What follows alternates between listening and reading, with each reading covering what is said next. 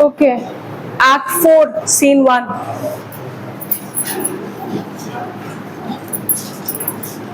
Act 4, Scene 1. पूरे play का सबसे important scene, the most important scene in the entire play, also known as the apparition scene. Apparition scene. Apparition का मतलब क्या होता है? एक विजन, एक अपीयरेंस। तो यहाँ पर हमारी जो लेडीज हैं, the three ladies, the three witches, they are back again. हेकेटे, हाँ ठीक है। The three witches they are back again, वो फिर से वापस आ गई हैं अब इस सीन में। पहले, इससे पहले उनकी हेकेटे से मीटिंग हुई थी, जिसमें हेकेटे नाराज थी कि उन्होंने जो है जितनी प्रोफेसीज करी है उसमें अपने जो उनकी लीडर हैं, जो हेकेटे, जो गॉडेस हैं, उनको जो इन्वॉल्व नहीं किया। ठीक, so they had this foresight, they already knew कि मैकबेथ फिर से उनके पास आने वाला है, और उन्होंने पहले ये डिस्कस कर लिया था कि इस बार जो अपैरिशंस होंगे वो उसके अल्टीमेट डाउनफॉल की तरफ उसको लेकर जाएंगे। ये पहले ही सीन में डिस्कस हो चुका था। और लास्ट सीन जो हम लोगों ने एक्ट 3 में किया था, उसमें मैकबेथ कंफ्यूज हो रहा था और उसे लग रहा था कि उसे जो है विचेस से दोबारा मिलना पड़ेगा। ठीक, वो किसी भी तरीके से अब आने वाले फ्यूचर को जानना चाहता है। ऐसा क्या हुआ था कि मैकबेथ एकदम रेस्टलेस हो गया था लास्ट सीन में? फ्लुएंस एस्केप कर गया था, और उससे भी ज्यादा जो उसके माइंड को एकदम डिस्टर्ब कर गया था, बैंको की स्पिरिट उसको जो है अपने बैंक्वेट में दिखाई दी थी। इसकी वजह से वो बहुत ज्यादा रेस्टलेस हो गया था, and he had made up his mind कि उसे विचेस से दोबारा से मिलना है। तो अब ये वो सीन है जिसमें मैकबेथ जो है विचेस को ढूंढ कर उनके पास खुद आया है। इस बार विचेस नहीं आई हैं, इस बार मैकबेथ खुद आया है। अब मैकबेथ को कैसे पता चला कि विचेस कहाँ पर हैं? ये लॉजिक आपको जो है, जैसे मूवीज में कई बार लॉजिक नहीं मिलता, वैसे ड्रामा में भी आपको कई बार ये लॉजिक नहीं समझ में आएगा कि मैकबेथ को कैसे पता कि विचेस की ये हाइडिंग प्लेस है, ये अड्डा है और वो यहाँ पर मिलेंगी। लेकिन मैकबेथ उनको नहीं पता, it's just drama, no sense. तो इस बार जो है मैकबेथ उनको ढूंढ कर खुद मिलने आया है, कुछ क्वेश्चंस उनसे डायरेक्टली पुट अप करेगा, और इस बार सारी विचेस अपने तंत्र मंत्र के एकदम एपिटमी पे हैं। एपिटमी समझते हैं? Peak, highest point. इस समय वो अपने जादू टोने के एकदम चरम पे हैं। सारे उनके पास एक्सेसरीज हैं, वो अपने पॉट में अजीब अजीब से आइटम्स डाल रही हैं इस मैजिक को क्रिएट करने के लिए। और जो विजुअल्स इस बार वो दिखाएंगी, इस बार they are not just going to talk, they are going to show him apparitions. Visuals create करके दिखाएंगी कि ऐसे लगेगा जैसे सच में कोई एक चीज उसके सामने आके खड़ी हो गई है। तो पहला जो विजन है वो किस चीज का है? Armed head. पहला apparition is of armed head. Second apparition, bloody child. A child all covered with blood. Bloody child. Third apparition, a child with a crown on head.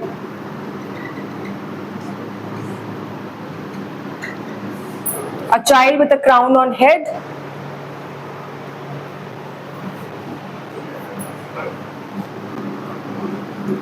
And tree in his hand. A child with a crown on head and tree in his hand. These are the three apparitions. Armed head. Armed head समझते हैं? जैसे warriors armour पहनते थे तो sir पे भी एक helmet जैसा लगाते थे अपने आप को प्रोटेक्ट करने के लिए, वैसे ही जो एक हेड अपीयर होगा जो आर्मर वाला पूरा जो है अपना यूनिफॉर्म पहना हुआ है, सर पे भी उसके जो है वो आर्मर है। सेकंड, एक बच्चा जो कि पूरे तरीके से ब्लड में कवर्ड है, और तीसरा एक छोटा बच्चा जिसके सर पे एक क्राउन है और उसके हाथ में जो एक ब्रांच है एक पेड़ की, वो पकड़े हुए आया है। ठीक, तो चलिए स्टार्ट करते हैं। सीन एक कैवर्न में हुआ है। कैवर्न का मतलब है केव, एक गुफा है। It's a cave, a cavern. In the middle of boiling cauldron, cauldron मतलब पॉट, एक बड़ा सा पॉट है जिसमें कुछ इंग्रेडिएंट्स बॉईल हो रहे हैं और विचेस आई हैं तो थंडर एंड लाइटनिंग तो होगी ही। Now enter the three witches.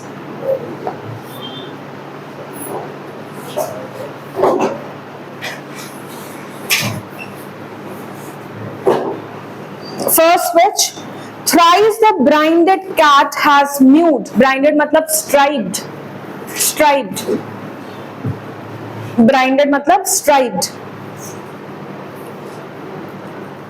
Thrice the brinded cat has mewed. Second witch, thrice and once, that means 4 times. 4 times. The hedge pig मतलब hedgehog. Hedgehog, hedgehog, H-O-G, H-E-D-G-E,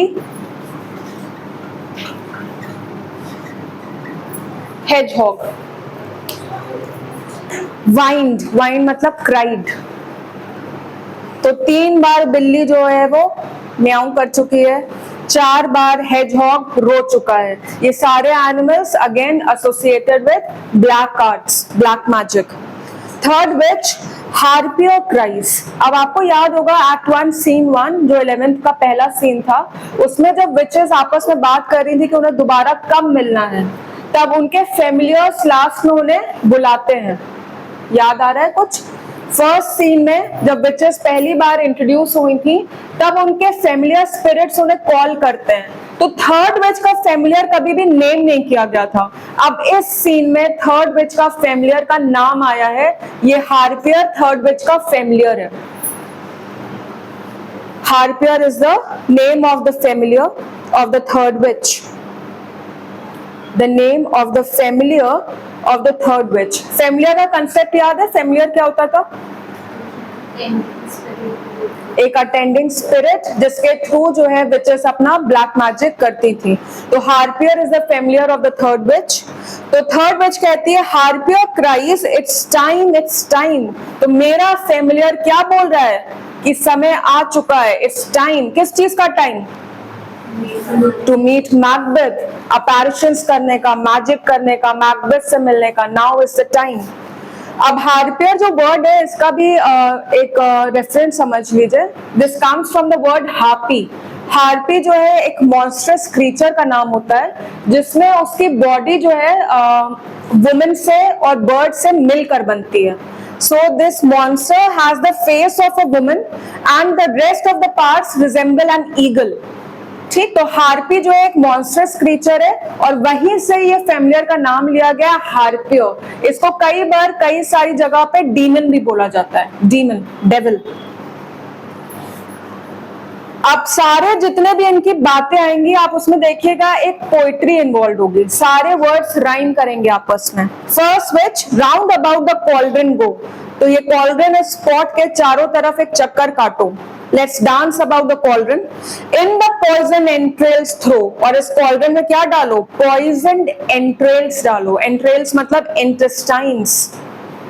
So let's dance around the cauldron and throw in some poisoned intestines. अब एक से एक item आएंगे, देखते जाइए। Toad, पहला item आया toad. That under cold stone days and nights has 31 sweltered venom. Sweltered venom का मतलब लिख लीजिए। Poison coming out in drops like sweat.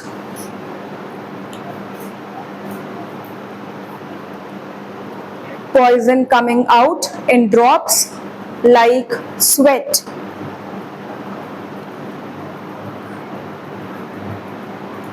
Poison coming out in drops like sweat.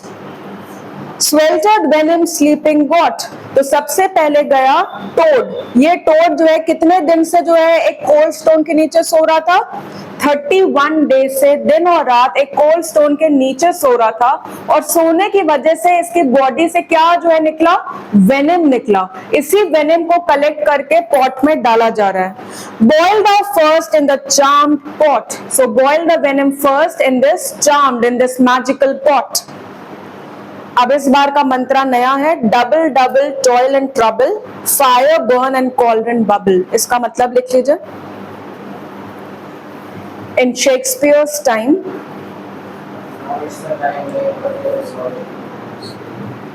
a little louder, क्या बोला?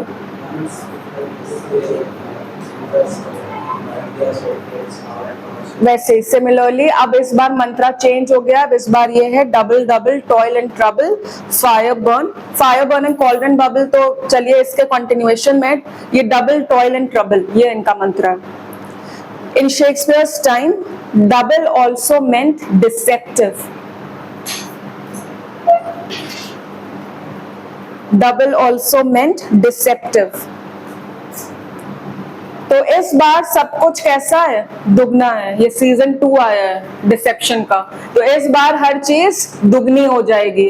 सो double double toil and trouble, everything, every deception, the appearances that are going to happen, ठीक, जो appearances आने वाले हैं Macbeth को, जो दिखाने वाले हैं ये लोग, वो सब के सब कैसे हैं, डिसेप्शन है, जिनकी वजह से मैकबेथ जो है अभी पूरे तरीके से डिसीव हो जाएगा और उसके अंदर ऐसा कॉन्फिडेंस आएगा कि उसके सारे डिसीजंस गलत होते चले जाएंगे।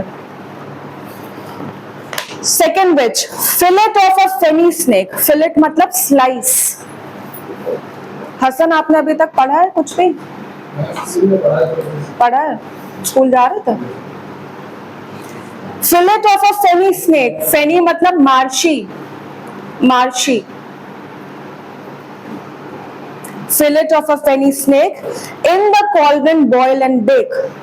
तो सबसे पहले किस चीज का नाम आया, fillet, a slice of a marshy snake. Marshy मतलब समझते हैं, मार्शी एरियाज जहां पे पानी हो, जहां पे तालाब हो, तो तालाब का पानी का सांप, उसका एक slice. In the cauldron boil and bake. Eye of newt, newt is like a lizard, एक एम्फीबियन है, like a lizard, amphibian like a lizard. Eye of newt and toe of frog, wool of bat and tongue of dog, adder's fork, adder मतलब snake,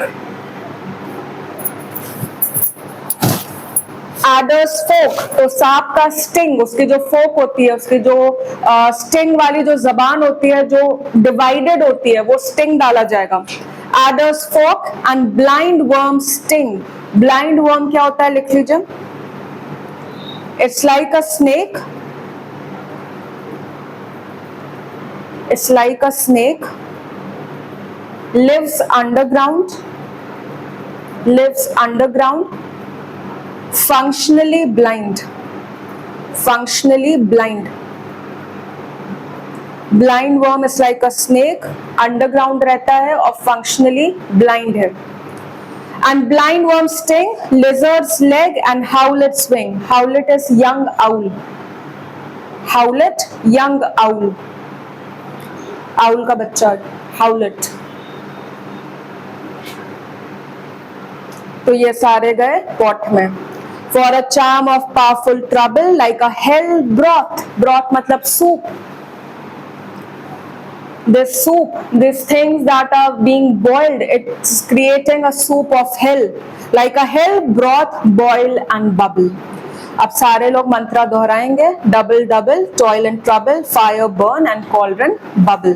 third witch, अब आगे और item आ रहे हैं। Scale of dragon, tooth of wolf, witches mummy, witches mummy, mummify जो किया जाता है, मम्मी बनाई जाती है, जो इजिप्शियन मम्मी होती है, ठीक, वो इजिप्शियन मम्मी किसकी, विचेस की।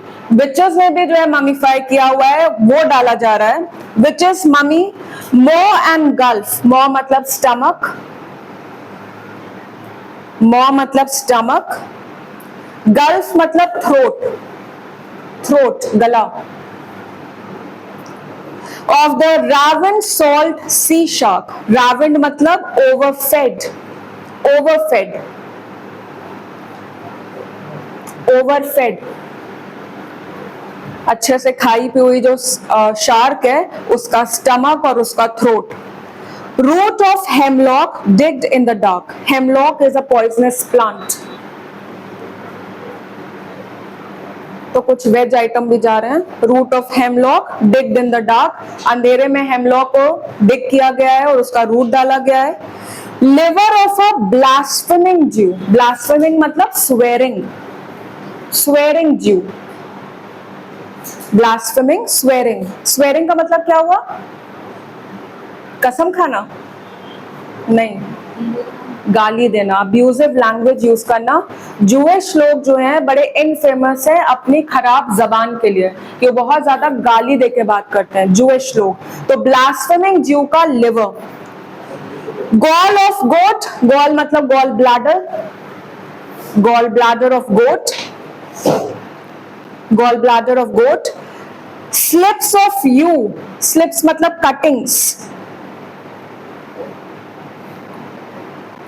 U is U tree, slip मतलब cutting, U is U tree, U symbolizes sadness, ये लिख लीजिएगा। U tree symbolize करता है sadness को, U tree symbolizes sadness। Slips of U, slivered in the moon's eclipse, slivered मतलब stripped off, slivered means stripped off। तो इस पेड़ की जो कटिंग्स हैं यू ट्री की, वो कब स्लिवर की गई थी? मून एक्लिप्स में, चंद्र ग्रहण के टाइम जो है जब इस पेड़ की कटिंग की गई तब उस कटिंग को जो है यूज करने के लिए कॉल्ड्रन में डाला जा रहा है।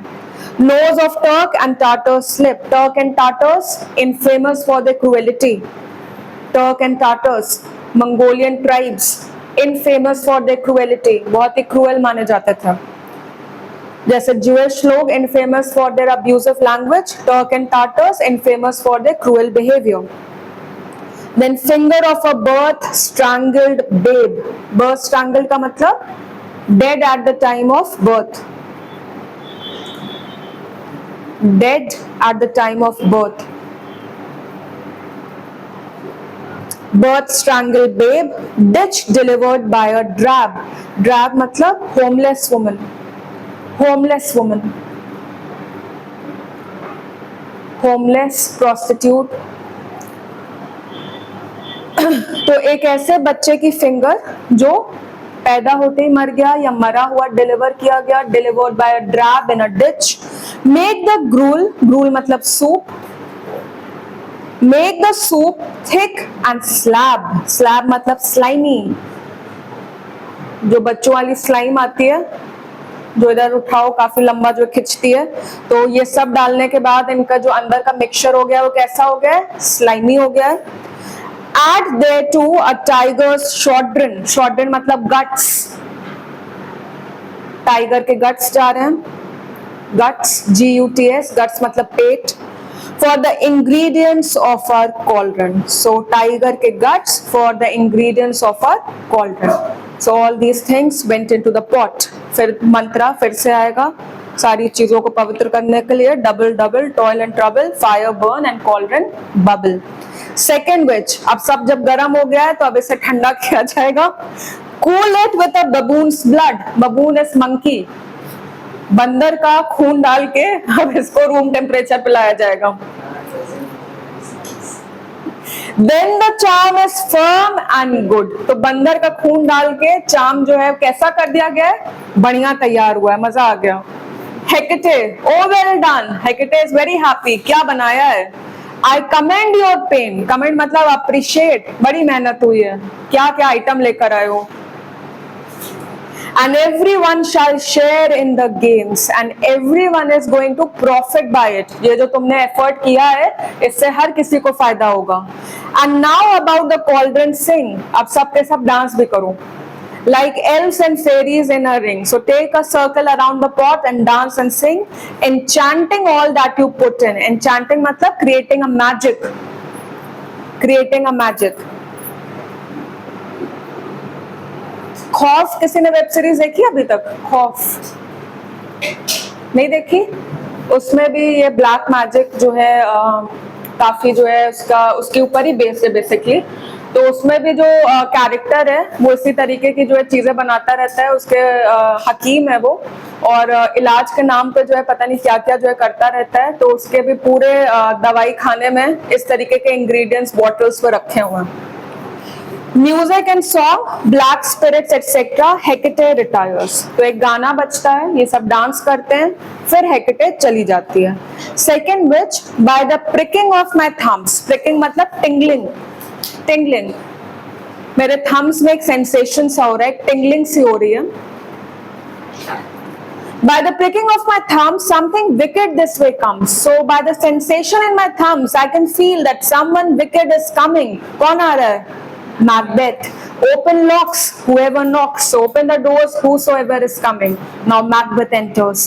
Macbeth, how now you secret black midnight hags. Hags मतलब ugly women. अब जिससे काम है उसको आते ही जो है आप गाली दे दो। How now you secret black and midnight hags, what is it you do? So what are you doing? क्या कर रहे हो तुम लोग? All a deed without a name. We are doing something that we cannot name. हम उसको नाम भी नहीं दे सकते।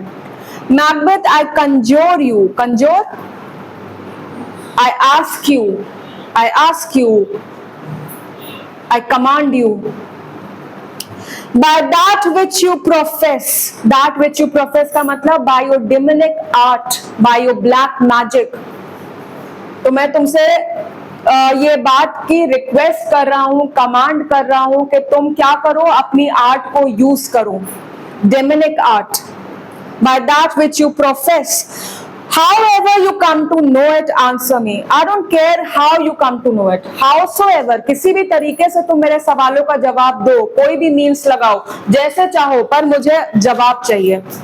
Though you untie the winds and let them fight, तो तुम अपने जो है मतलब मेरे क्वेश्चंस के जवाब देने के लिए तुम चाहे कितनी भी अननेचुरल चीजें कर दो, मुझे इससे कंसर्न नहीं है। तुम अनटाई कर दो विंड्स को and let them fight against the churches. Against the churches मतलब डिस्ट्रॉय द चर्चेस।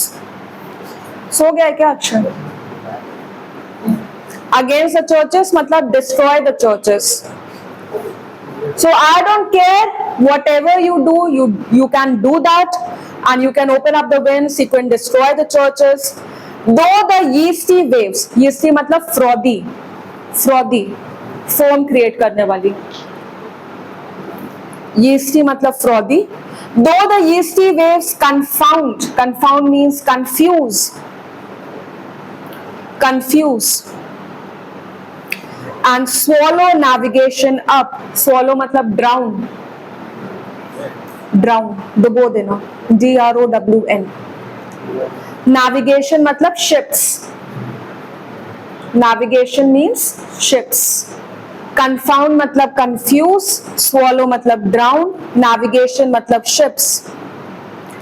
दो bladed corn मतलब ripe corn, ripe corn, ripe, ready। Though bladed corn be lodged, lodge मतलब beaten down, beaten down। Though bladed corn be lodged and trees blown down, though castles topple on their warders' heads, warders मतलब guards। Though palaces and pyramids do slope their heads to their foundations, though the treasure of nature Germans tumble together।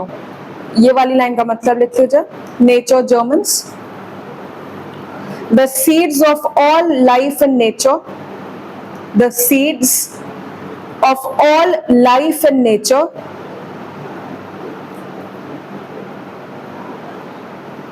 destroyed together, the seeds of all life in nature destroyed together, even till destruction sicken। इसका भी मतलब लिख लीजिए, till death and destruction, till death and destruction, till death and destruction get sick of their own work, till death and destruction get sick of their own work।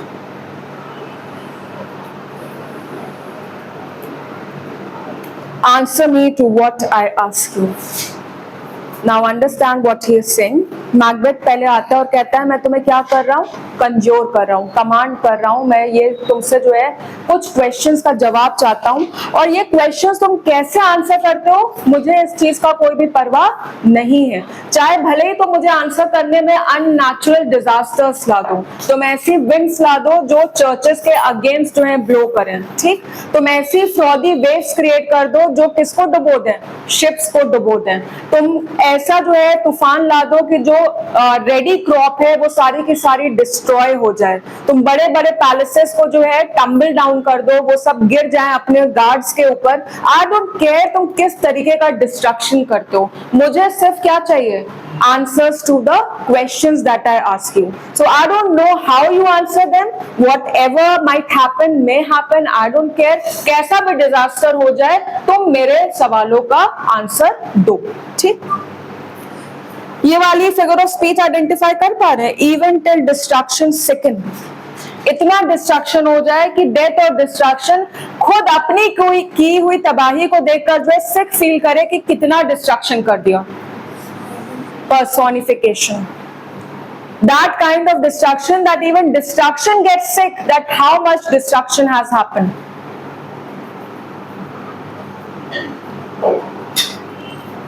So I conjure you, I request you by your demonic arts, whatever might happen, I don't care, answer my questions. क्या ये line सबको समझ में आई है? Everyone? First which speak, second which demand, third which we will answer. तो सारी witches एक एक करके कहते हैं पूछो जो पूछना है, speak, demand, we will answer. First which, say if thou wouldst rather hear it from our mouths or from our masters. और first which एक question put up करती है मैकबेथ से कि ये बताओ कि तुम अपने सवालों का जवाब हमारे मुंह से सुनना चाहोगे कि हम अपने मास्टर को बुलाएं। Macbeth called them, let me see them. First which, pour and sows blood. So मतलब female pig. Female pig. Pour and sows blood that has eaten her 9 farrow. Farrow मतलब piglets. Piglets. तो अभी magic prepare नहीं हुआ है, अब female pig का blood जा रहा है जिसने अपने ही 9 बच्चों को खा लिया। Grief that sweaten from the murderer's gibbet throw. Gibbet का मतलब लिख लीजिए, gallows, gallows, Gallows,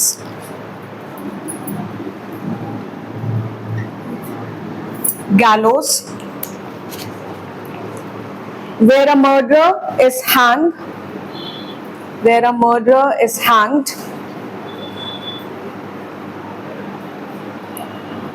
where a murderer is hanged, and where the corpse was often left to hang, and where the corpse was often left to hang, corpse was often left to hang, dead body को वहीं लटका हुआ छोड़ दिया जाता था, as a warning to others, as a warning to others. After about 10 days, in warm weather, लिखिए, after about 10 days, in warm weather,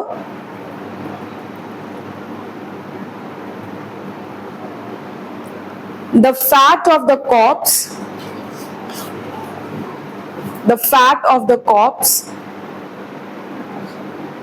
after about 10 days, in warm weather, the fat of the corpse melted through the skin,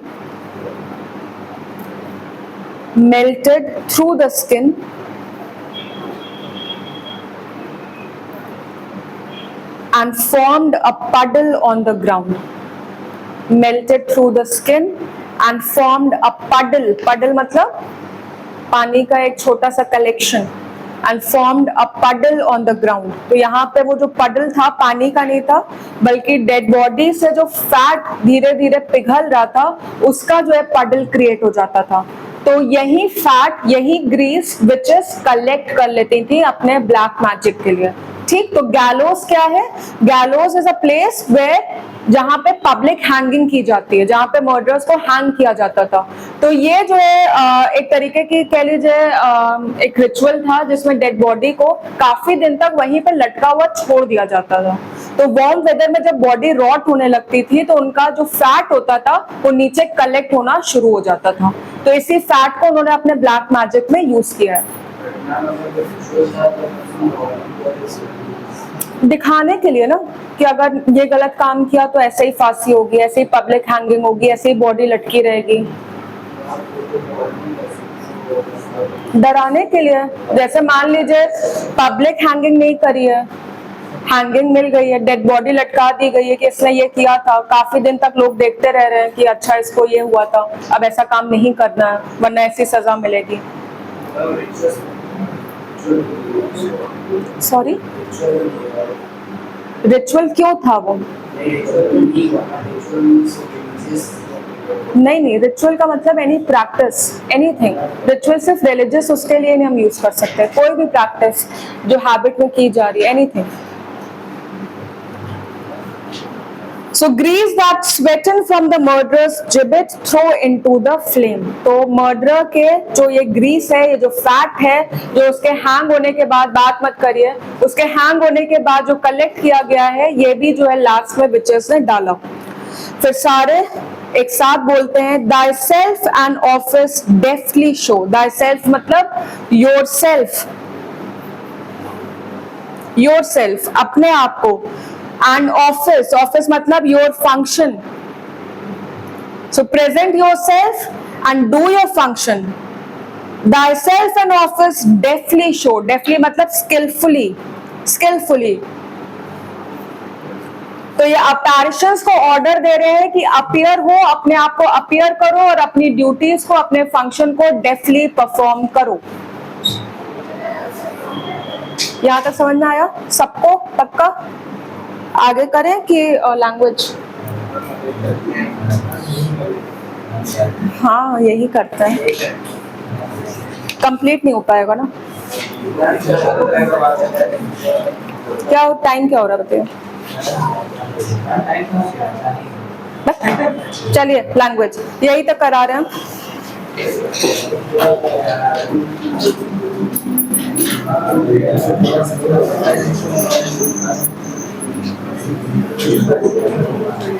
Transformation active to passive.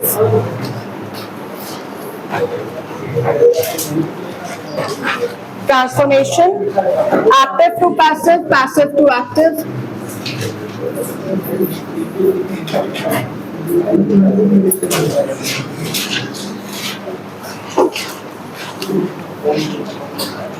Active passive क्या होता है? Anyone? बहुत सालों से पढ़ रहे हैं।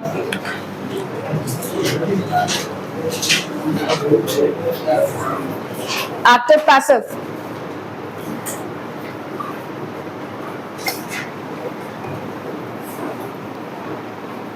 इसीलिए सब लिटरेचर पढ़ना चाहते हैं, वो एक्टिव है।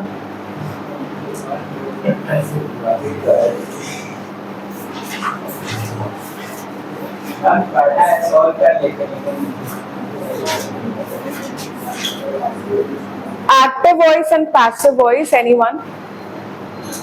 Hassan? Active voice, passive voice? 10th में भी पढ़ा था, 11th में भी पढ़ा होगा होपफुली, अब 12th तक आ गए हो। दीदी कैसी है? सही है? हमसे तुम भी कब तक नीचे देखोगे? हाँ, पीछे अक्षय एक्टिव पैसिव, अनमोल, दिव्यांशु ने तो बता दिया प्रेजेंट। इधर शची एक्टिव पैसिव, वो डायरेक्ट इनडायरेक्ट है। शौरवी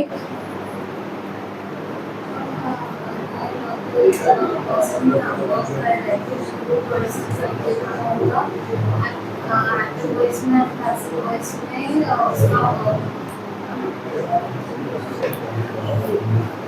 Look at the sentence. The boy killed the snake. इस सब्जेक्ट में हमारा इस सेंटेंस में हमारा सब्जेक्ट क्या है? बॉय.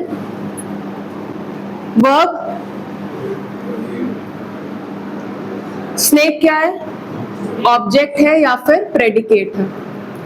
तो ऐसा सेंटेंस जिसमें हमारा सब्जेक्ट कोई एक्शन कर रहा होता है, ठीक, ऐसा सेंटेंस जिसमें हमारा सब्जेक्ट कोई एक्शन कर रहा होता है, then the verb is said to be in active voice.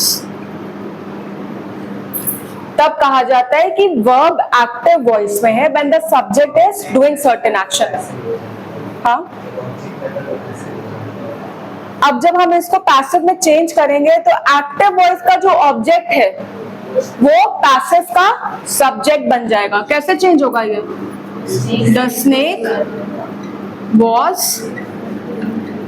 Killed by the boy. अब स्नेक क्या बन गया?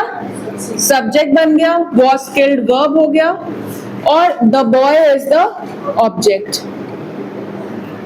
अब देखिए इस सेंटेंस में ये जो पैसिव में चेंज हुआ है, the subject the snake is not doing any action, it is just receiving the action of being killed. Hence the verb is said to be passive. Passive का मतलब ही क्या होता है? इनएक्टिव. पैसिव का मतलब ही होता है इनएक्टिव. जब हमारा सब्जेक्ट कोई काम नहीं कर रहा होता, सिर्फ एक्शन को रिसीव कर रहा होता है. The verb is said to be in passive voice. Transformation में क्या होता है कि हमारा एक्टिव वॉइस का जो ऑब्जेक्ट है वो पैसिव का सब्जेक्ट बन जाता है. ठीक, यहां तक बात समझ में आई. अब जब हम एक्टिव टू पैसिव चेंज करते हैं तो टेंसेस का ध्यान रखना होता है.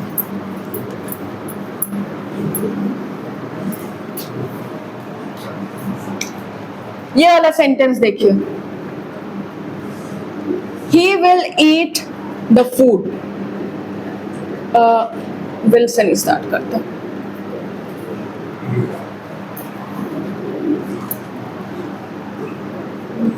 He eats his food. Active है कि पैसिव? एक्टिव है कि पैसिव? एक्टिव है. क्यों? क्योंकि यही खाना खा रहा है. He is doing the action.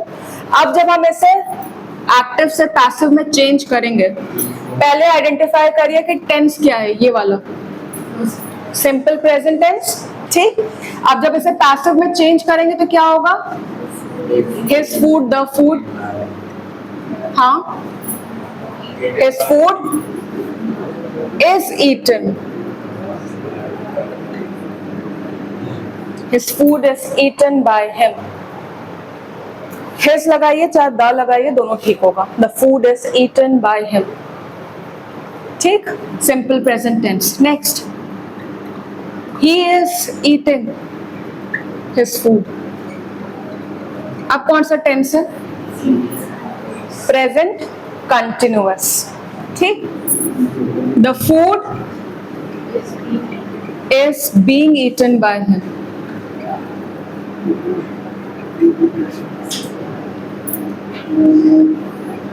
The food is being eaten by him.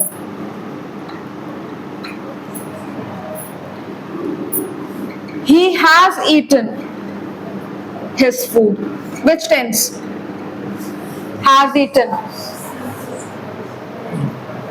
Has eaten. कौन सा टेंस है? Present perfect. Present perfect है, not past. Passive में चेंज करिए.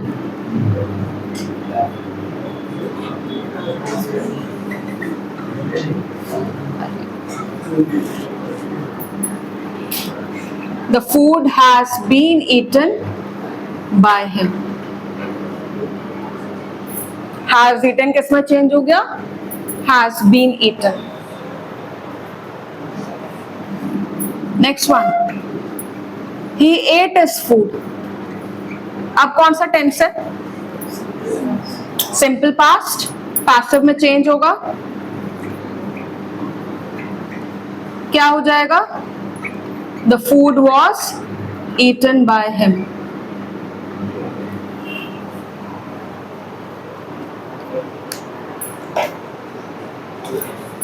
एट किस में चेंज हो गया? वॉज ईटन में। He was eating his food, अब कौन सा टेंस है? वॉज ईटिंग, वॉज ईटिंग कौन था? प्रेजेंट, पास्ट कंटिन्यूअस है।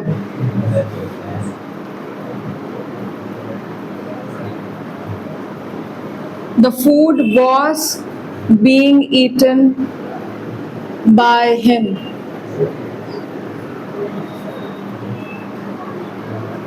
He had eaten his food. अब कौन सा टेंस है?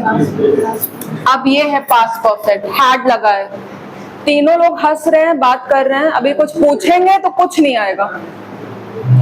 उनको भी कुछ नहीं आता जो पीछे से बोल रहे हैं। आगे आके बोलिए कौन सा टेंस है? आखिरी साल है इंग्लिश पढ़ने का, इसके बाद ना आपको कोई पढ़ाने वाला है, ना आपको कोई मौका मिलने वाला है। सीयूटी में जो भी करना होगा वो आप करेंगे। इसके बाद लिटरेचर लैंग्वेज का कोई पेपर नहीं होने वाला, मुझे नहीं लगता कोई बीए करने वाला है। तो अपना 100% दे दो। इसके बाद अब टेंसेस ना आपसे कोई पूछेगा, ना आपको बताना है। और आप ये देखिए कि आप कब से पढ़ रहे हैं और आप अभी तक आइडेंटिफाई नहीं कर पाते, और फिर अभी भी हंसी आ रही है।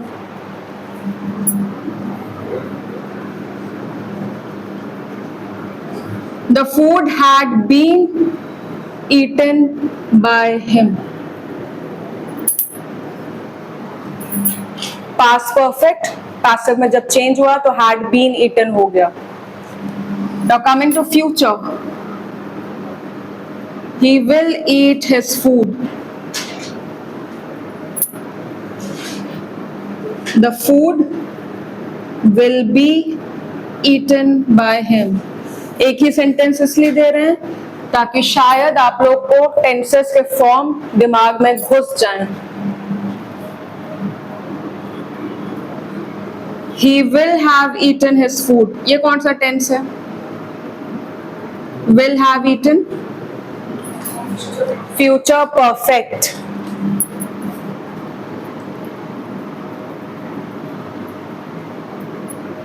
The food will have been eaten by him.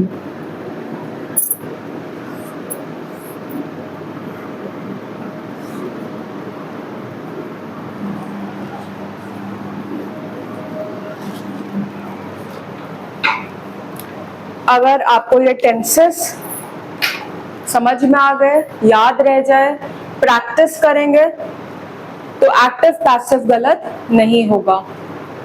Transformation में 5 सेंटेंसेस ही आएंगे, one of them being active passive. इसके चांसेस बहुत ज्यादा होते हैं। एक्टिव पैसिव आता ही आता है। टेंसेस में गलती नहीं हुई तो एक्टिव पैसिव में कोई गलती नहीं होने वाली। Now all the sentences are right on the board.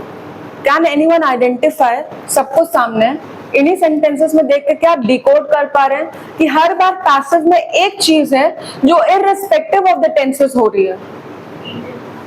Eaten कौन सा वर्ब का फॉर्म है वो? Every time we are using the same form of verb, eaten eaten eaten eaten eaten eaten eaten. कौन सा फॉर्म है? पार्टिसिपल है, ये वर्ब का थर्ड फॉर्म है। The third form of verb. That means every time we are transforming a sentence from active to passive, the verb will be in its third form. हमेशा third form ही लगेगा passive voice में।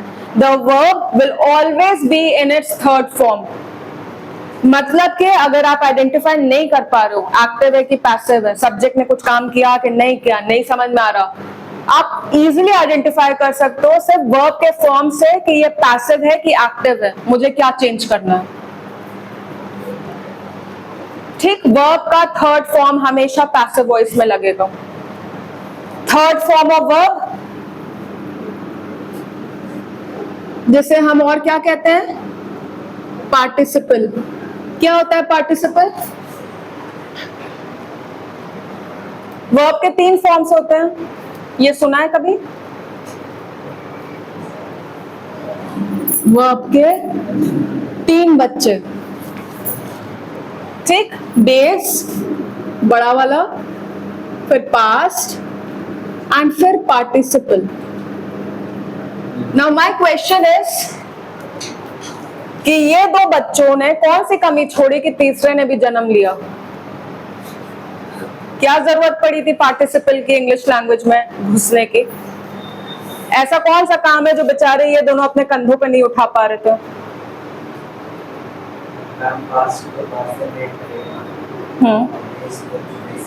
और participle को relate करेगा, simple. और participle है क्या, वो आप खुद जानती होंगी। Bye bye.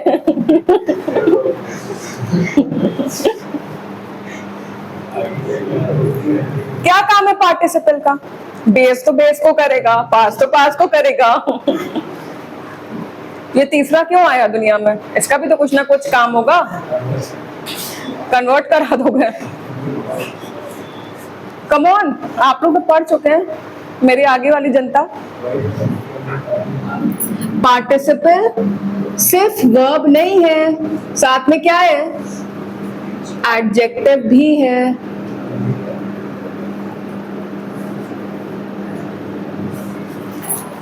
इसलिए इसने भी दुनिया में जो है कदम रखा, क्योंकि इसका अपना खुद का एक बहुत ही इंपॉर्टेंट रोल है। ये सिर्फ वर्ब नहीं रहा, ये एडजेक्टिव भी है। It's partly a verb and partly an adjective. That is why जब हम कभी ये बोलते हैं ही इज ड्रंक,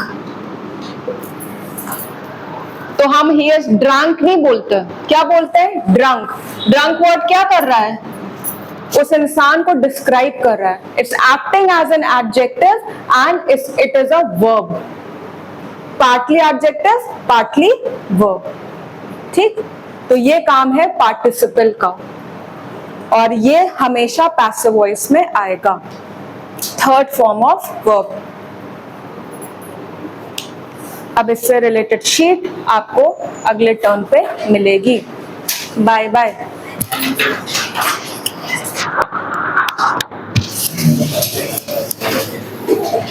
हम आज आप वो बंद कर दीजिएगा रिकॉर्डिंग।